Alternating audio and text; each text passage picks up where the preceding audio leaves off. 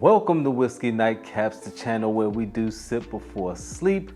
I am your host, Jason Davis, and tonight we have some wheat heat for you. We have a triple threat match between three wheat whiskeys. Stay right there, we'll be right back.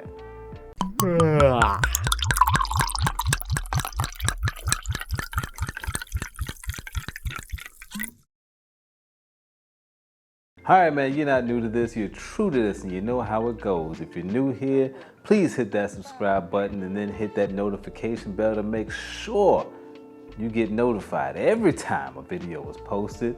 If you are returning, make sure you smash the like button so the YouTube algorithms know you're not hating on your boy. Now, tonight we have a menage a trois between three wheat whiskeys, and I want to make sure you understand what I'm saying. These are wheat whiskeys, not wheated bourbons. I know I did a video once before and I read some of the comments and people were referring to wheated bourbons, and that's not what we're talking about here. Okay, we're talking about wheat whiskey, which means that by legal definition, 51% of the mash bill is wheat.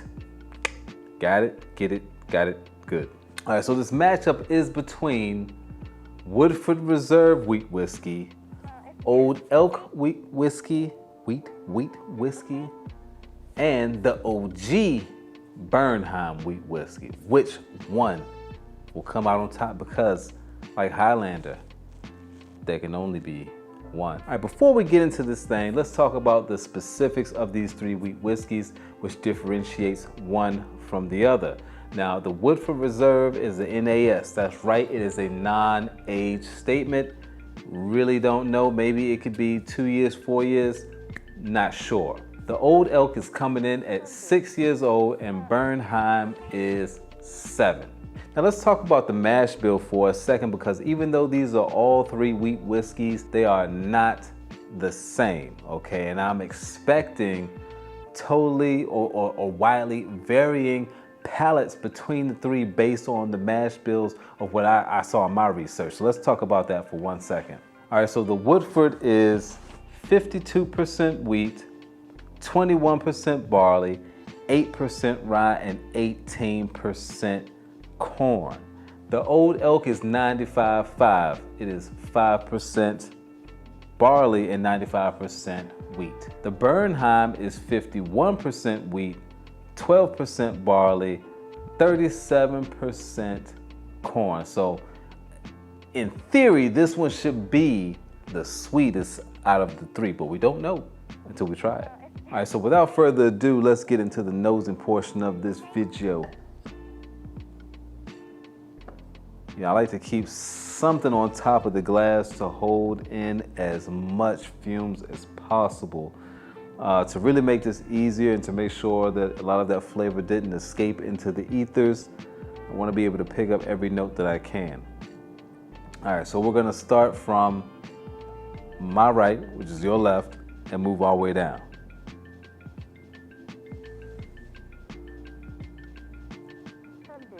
You can smell the sweetness on this one. Bit of an ethanol note that I'm picking up here. Some vanilla from the barrel. A little bit of barrel spice. Like faint, not a very strong, overpowering spice, a very mild and soft spice. Smells good though. Very pleasant. But I wouldn't expect anything other than that. Dealing with a wheat whiskey, wheat is a very soft grain, so it can be influenced very easily. All right, let's go on to the second one.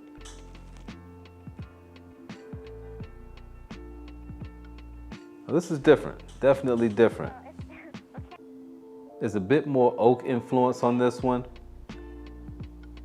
There is some spice. Definitely doesn't smell as sweet. It's a little bit more dry. You're definitely picking up oak on this one. This one picking up more of the wood notes on this one. Almost smells like a Jim Beam bourbon. A little bit of honey. The ethanol note is not as strong with this one. If it tastes like it smells, then that one's gonna be delicious, sure. And I think that someone that's a bourbon lover would lean more so towards that one. But let's not be so hasty because I haven't even gone to number 3 yet.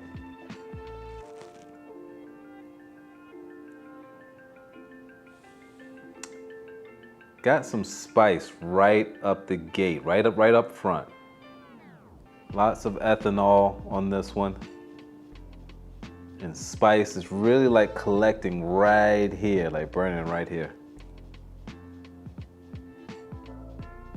A little bit of some corn dustiness.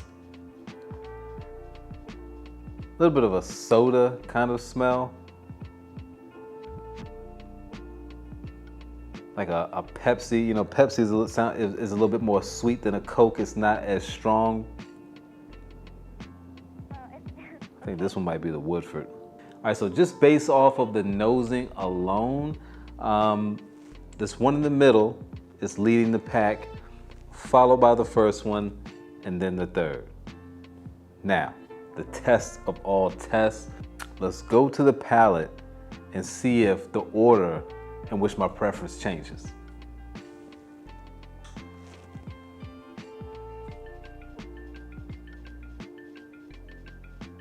Even though the first one was sweeter on the nose, it's a lot spicier on the palate. That sweetness did not translate in the way that I thought it would. Now, the sweetness is on the finish with this. So I'm getting that vanilla honey on the finish, like a sweet water. But the spice part of it is still going, you know, like in the roof of my mouth. Not bad. Not bad at all. It doesn't have an overpowering sweetness that will be off-putting for someone that's typically not into that type of whiskey. All right, let's go to number 2, see what we have there. It almost had like a grassy kind of note. Definitely picking that up. And even though this one smelled the best, you know, it passed the test on the nose, and I picked up the ethanol on the other two, this one, I'm actually picking up the ethanol on the palate. It has a slight metallic type of finish to it. And there's the sweetness of the vanilla and honeydew. All right, number 3. I hope you guys have a drink in your hand somewhere. If you don't, like, you watch this stuff sober. All right, number 3, it's time to get serious. The first thing that came to my mind was graham cracker. And that faded very quickly and gave way to a really sweet, syrupy kind of note. A light, you know, when you get the light syrup and it's sweet, but it's not as flavorful. Not saying that this doesn't have flavor, because it does. Light vanilla on the back end. It had like that note was, the syrup note was like really pronounced, where it wasn't like a complex layer. That was the most dominant upfront note. All right, so let's take a break for a second, down some H2O, maybe go into some comments and see what people have been saying recently. All right, Teddy Glass commented in response to my Is Barrel Proof Better video. Hello, I'm glad I found your channel. I hope you're doing well. Could you do a review on Jack Daniel's single barrel proof versus any of the Elijah Craig barrel proof? We'll take a look at that. You know, we will take a look at that and see if I don't have the Elijah Craig barrel proof. If I can get my hands on it and do that review for you, I certainly will. If somebody has a sample they can send, hey, I'll take that too. Gary Stilo says, and this was in response to the video where I did the update on the White Dog. Cool experiment, thanks for posting your results. I always wonder what would happen if someone placed the charred oak spiral into a jar of moonshine and left it for several months. Now, Your Drinking Buddy, which is another video channel, another whiskey tuber, he actually did an experiment using the oak spiral where he was attempting to create a whiskey that could rival Pappy, being that people can't find it. Go check that out. I almost said Jack Nicholson. Jason Nicholson says, there are a few George Dickel haters on YouTube. I actually really enjoy the Dickel 12. I have not tried the rye expression yet. Another great rye is out there, or another great rye that is out there is Old Forester, which I do have, and that will be coming up in a rye off video, another rye off video. So if you haven't checked out my first one, please make sure you go and see that sucker. All right, man, enough talk, enough rest. We've taken naps, we've had dreams that we met Dawn Weaver. Let's go back in and see which one is the king of wheat heat. All right, you know what? Reverse order. Can't forget how I do things.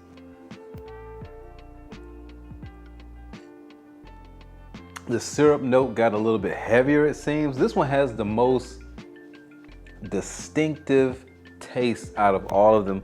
And what I mean by that is it's unique. It's definitely unique. There's a heavy vanilla bean note, like vanilla bean ice cream, but not a lot of layers. However, still pleasant. I just don't know how much of it I could consume. All right, let's go off to the next one.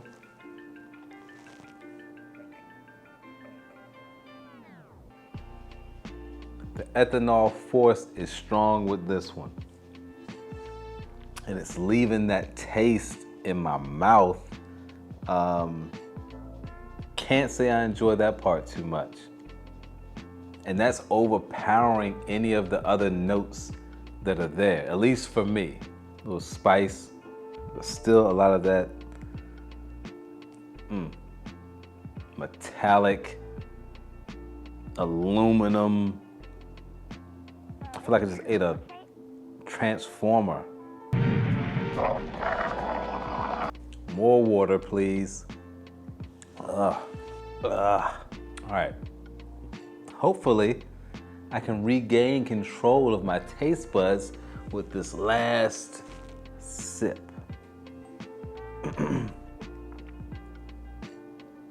A lot more pleasant. A lot more pleasant on the palate. A lot more inviting. Heavy vanilla and like honeycomb with just a hint, just a little sprinkle of barrel spice. All right. So we've had all three, okay? We're gonna go down the line and give my ranking out of 3 for each glass. So if we're starting from here going down, this one would be number 1 for me. The middle contender is number 3. And this last one is number 2. Now, number 1 and number 2 are both quality whiskeys in terms of the overall experience. This one is delicious, but like I said, it's so pronounced in that note that I feel like I wouldn't be able to have multiple glasses of this back to back. You know, like sometimes you get started on a whiskey, because usually for me, I don't know, how you drink at home, but usually for me, when I have the opportunity to enjoy whiskey, because that's not every day, that's usually on the weekend when I don't have to go to work the next day, I typically have different brands of whiskeys. I don't just drink the same one over and over again. However, there are nights when I do that because I get caught up on a whiskey. I know I could not do that with this. It will become too overwhelming as far as the taste in my mouth, and I would get tired of it. I would get tired of that trick, that one note trick. Number 1 just had a little bit more complexity. The flavors weren't as robust as this one, but it was just a little bit more layered, and that's why that one is the top dog. So let's see what number this actually is on the bottom of this coaster. So this one is number 1. The middle contender is number 3. And this last one is number 2. So let's go to the sheet. I had my wife pour this and write down the key, the legend, right here for us to settle this dispute. The middle contender, which received the number 3, the bronze medal, is Woodford Reserve. And I kind of picked that up on that second sip. That's when I knew for sure, without a shadow of a doubt, that that was the Woodford. I haven't yet to have a good experience with this Woodford wheat whiskey, and I have attempted many times because I so wanted to like it. Because, fun fact, when I started drinking whiskey intentionally, because I think we all had whiskey like before we were really into it, you know what I mean? Woodford was the first whiskey that I went out and bought intentionally multiple times. It was recommended to me by a bartender years ago. Woodford Reserve Bourbon was my gateway whiskey. So it holds a place in my heart that is near and dear. And that's why I was attempting to have some bias, not on this video, but outside of that, in liking this whiskey, but I just don't like it. I just don't like it. I think that the ethanol on it is just too much. It needs to be aged a little while longer. All right, let's see. Now, the runner-up, silver medal. This baby right here is Old Elk wheat whiskey, right? Old Elk, which I kind of guessed that as well. Which means that the number 1, drum roll please, Bernheim, the OG. It's Bernheim, the OG of wheat whiskey, 7-year-old. There you have it, folks. Have you had these wheat whiskeys, and have you done a blind with these? Give me your opinion below. Let's start a conversation. Let's start a dialogue. I told you this one was coming, and I deliver on my words. Hopefully you guys will be back. We'll be back later on in the week with video number 2. Can't tell you what that is, but I do have some other special content coming that I want to share with you guys. I'm just attempting to make sure that it is put together right, all right? All right, this is Whiskey Nightcaps. It's probably like 11 o'clock right now. Hopefully you enjoyed your night, and we're out of here with, might not have the same skin folk, but we're kinfolk.